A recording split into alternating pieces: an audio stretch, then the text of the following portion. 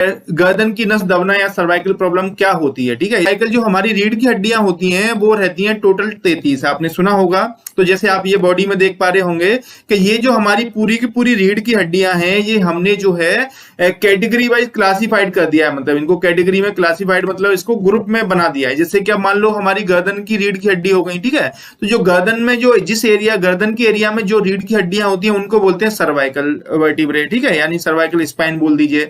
तो जो रीढ़ की हड्डी हो गई गर्दन की उनको बोल दिया सर्वाइकल। फिर जो छाती वाले एरिया में चेस्ट वाले एरिया में आती है उनको बोलते हैं थोरेसिक, ठीक है, यानी जो सर्वाइकल गर्दन की होती है वो 7 होती हैं हड्डियां, उसके बाद में थोरेसिक होती है मतलब चेस्ट वाले एरिया में ये रहती है 12, ठीक है, तो इनको थोरेसिक बोला जाता है, या D12 D3 ऐसे सुना होगा, डोर्सल भी बोलते हैं कहीं कहीं, ठीक है।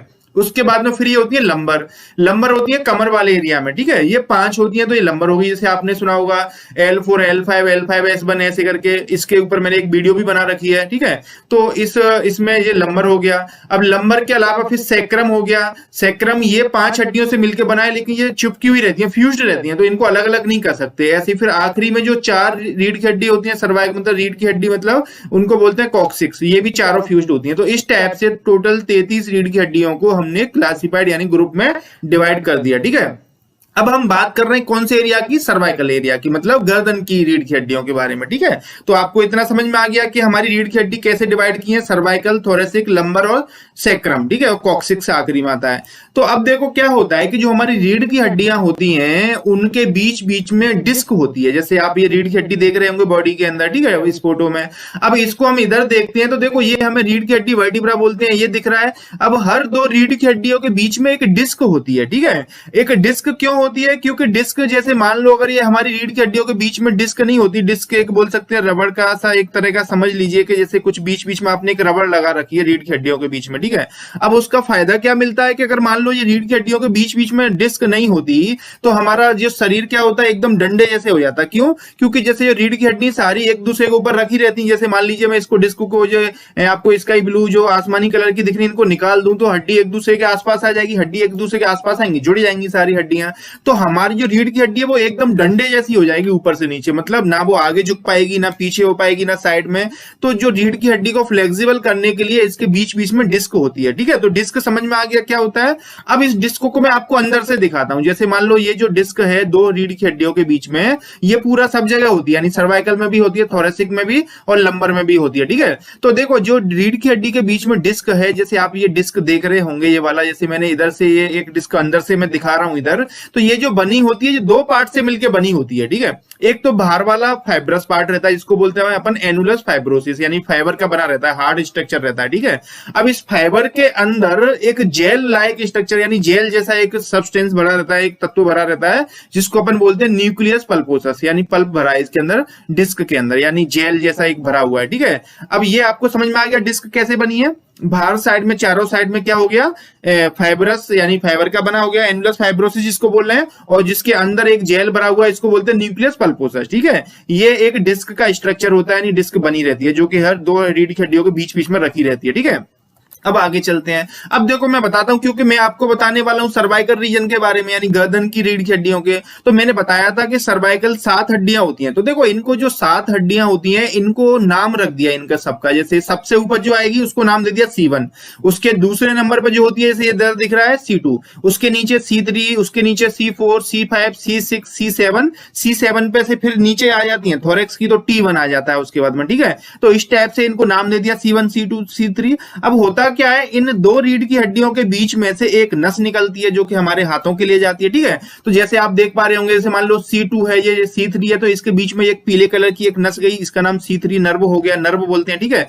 ऐसे ही C4 C5 के बीच में से निकल रहा है C6 C7 इस टाइप से। तो जैसे मैंने आपको बताया कि सबसे ज्यादा जो नस दबती है C5 C6 C7 पे दबती है। तो अब इसका क्या मतलब है आपको समझ में आ गया होगा कि जैसे आपकी MRI आपने मान लीजिए MRI करवाया है, तो MRI में आपका लिखा आ गया कि diffuse disc bulge at the level of C4 C5 या C5 C6, ठीक है। तो इसका मतलब क्या हुआ कि जो C5 C6 लिखा है तो मतलब जो 5th नंबर की हमारी 5वें नंबर की रीढ़ की हड्डी है और 6 नंबर उसके 6वें नंबर की है, उसके बीच में से जो नस नब्द निकल रही है वो दब गई है, यानी ये वाली डिस्क बल्ज हो गई। मैं समझाऊंगा डिस्क बल्ज कैसे होती है, ठीक है। तो C5 C6 के बीच में से जो एक नस निकल रही वो दब गई। उसके बाद में C6 C7 भी लिखा है किसी का, तो ये C6 ये वाली C7 ये इसके बीच में से जो नस निकल रही है ये भी दब गई।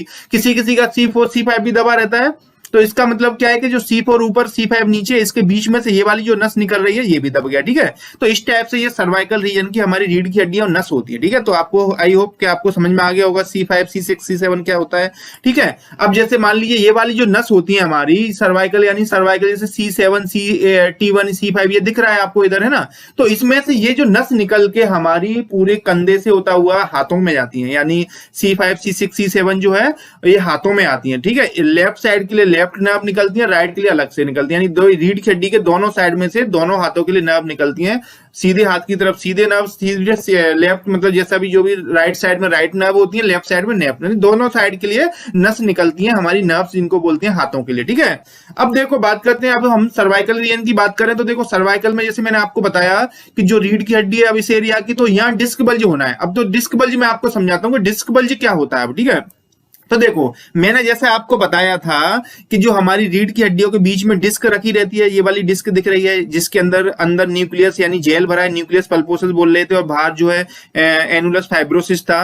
तो क्या होता है कि जब इसके ऊपर प्रेशर पड़ता है, या जैसे मैं आपके कारण बताऊंगा इसमें आगे, जब इस पर प्रेशर पड़ता है या कोई प्रॉब्लम होती है, तो ये जो जेल है इसके अंदर जो भरा हुआ है वो जेल इस डिस्क को टीयर करके बाहर निकल जाता है। तो इसी को हम बोलते हैं डिस्क बल्ज। जैसे ये वाला नॉर्मल दिख रहा है आपको, नॉर्मल डिस्क है, इसमें क्या है जेल अंदर भरा हुआ है, ठीक है। लेकिन इस साइड में देखेंगे आप तो हो क्या रहा है कि ये जो डिस्क थी इसके अंदर जो जेल भरा था वो इस बाहर वाले फाइब्रस रिंग को तोड़ के टीयर करके बाहर आ गया, है ना। बाहर आया तो हुआ था क्या है कि जो हमारी डिस्क होती है उसके जस्ट पीछे हमारी नस होती है, जैसे मैंने आपको ये दिखाई थी ना नस निकलती है, ये वाली जैसे देखते हैं ये जो नस निकल रही थी ये जस्ट डिस्क के पीछे रहती है। तो अब होता क्या, जब जेल बाहर आएगा, जैसे आप इसमें देख रहे होंगे जेल जैसे ही बाहर निकल के आया इसने नस को दबा दिया। अब मान लीजिए ये वाली जो है राइट साइड की है, तो राइट साइड की नस दब रही है, तो राइट हाथ में आपको दर्द आने लग गया, राइट कंधे के अंदर। अब मान लीजिए जरूरी नहीं है कि इस साइड में ये इधर साइड भी आ सकता है, अगर इस साइड में लेफ्ट साइड में आएगा तो लेफ्ट नर्व को दबा देगा, लेफ्ट हाथ की नस को दबा देगा। तो जिस साइड में ये जो जेल है डिस्क में से निकल के बाहर आता है उसी साइड की नस दबती है। इसी को हम बोलते हैं डिस्क बल्ज या हर्निएटेड डिस्क या प्रोलैप्स ऑफ डिस्क, ये सारे एक ही के नाम है सब, ठीक है, एक जैसे होते हैं। तो हर्निएटेड जैसे ये दिख रहा होगा आपको, ये नॉर्मल थी, इसमें से ये डिस्क में से जेल बाहर आया, इसने नस दबा दी, ठीक है। तो इसको बोला जाता है हर्निएटेड डिस्क या डिस्क बल्ज या डिस्क प्रोलैप्स, जो भी बोलेंगे, ठीक है। अब देखो ये गर्दन की, जैसे आप देख पा रहे होंगे, जैसे इस फोटो में से ये हमने गर्दन की रीढ़ की हड्डी निकाली, इसके अंदर ये डिस्क थी, ये अंदर जेल भरा हुआ तो बाहर आ गया, इसने बाहर आके नस को दबा दिया, ठीक है। डिस्क बल्ज हो रहा है, हर्निएटेड डिस्क लिखा हुआ है ना। तो ये इस साइड की नस दबी हुई है, स्पाइनल नर्व जिसको बोलते हैं, है ना। अब इसी टाइप से जैसे अब ये फोटो देख रहे हैं इसमें भी आप देख पा रहे होंगे कि ये जो रीढ़ की हड्डी है, जैसे ये लोअर साइड का इन्होंने L4 L5 का दिखाया, ये नॉर्मल डिस्क दिख रही है। नॉर्मल के अलावा ये वाली जो है आपको बाहर डिस्क जो जेल है बाहर निकलते हुए दिख रहा है, तो इसको हर्निएटेड डिस्क बोल दिया, यानी इसने इस साइड की नस दबा दी। तो इस साइड में जो जिस हाथ में ये जाएगी नस उस साइड में दर्द करेगी, ठीक है। तो ये होता है यानी स्लिप डिस्क। अच्छा एक जैसे अब ये आपको दिख रहा है, यहां भी दिख पा रहा होगा ये नस दबी हुई है, लेकिन ये कहां तक दबा है, ये दबा है लंबर रीजन में, यानी ये वाला है L5 L4। तो L4 L5 के बीच में ये नस है स्लिप डिस्क, इसको साइड का बोल सकते हैं अपन, क्योंकि ये वाली जो नस होती है L4 L5 जो नस होती हैं वो साइटिक नर्व बनती है, उसको साइड का बोलते हैं, ठीक है।